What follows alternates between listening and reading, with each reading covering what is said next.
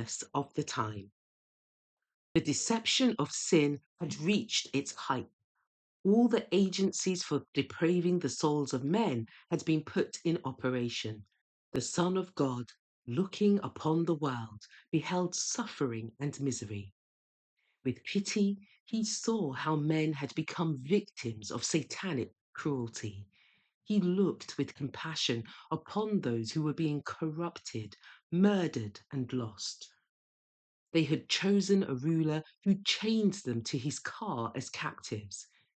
Bewildered and deceived, they were moving on in gloomy procession toward eternal ruin, to death in which is no hope of life, toward night for which comes no morning. Satanic agencies were incorporated with men.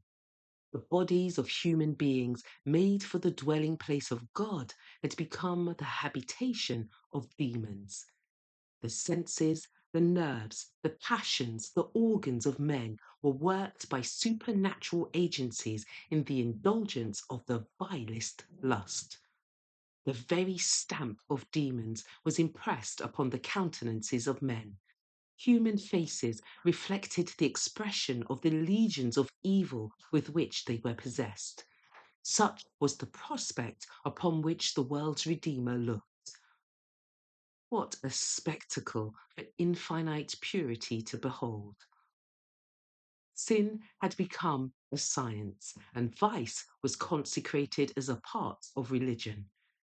Rebellion had struck its roots deep into the heart, and the hostility of men was most violent against heaven.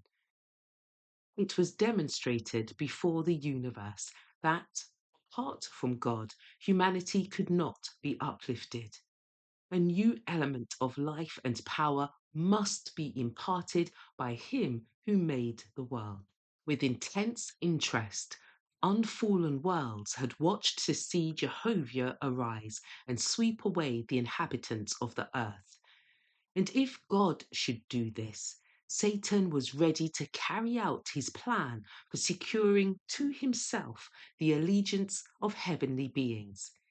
He had declared that the principles of God's government make forgiveness impossible. Had the world been destroyed, he would have claimed that his accusations were proved true. He was ready to cast blame upon God and to spread his rebellion to the worlds above. But instead of destroying the world, God sent his Son to save it. Though corruption and defiance might be seen in every part of the alien province, a way for its recovery was provided. At the very crisis when Satan seemed about to triumph, the Son of God came with the ambassage of divine grace. Through every age, through every hour, the love of God had been exercised toward the fallen race.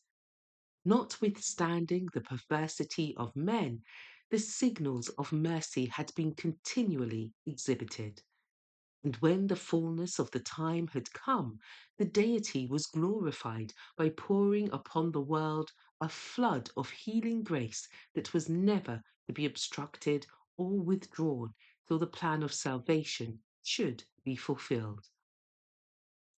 Satan was exulting that he had succeeded in debasing the image of God in humanity. Then Jesus came to restore in man the image of his Maker. None but Christ can fashion anew the character that has been ruined by sin. He came to expel the demons that has controlled the will. He came to lift us up from the dust, to reshape the marred character after the pattern of his divine character, and to make it beautiful with his own glory.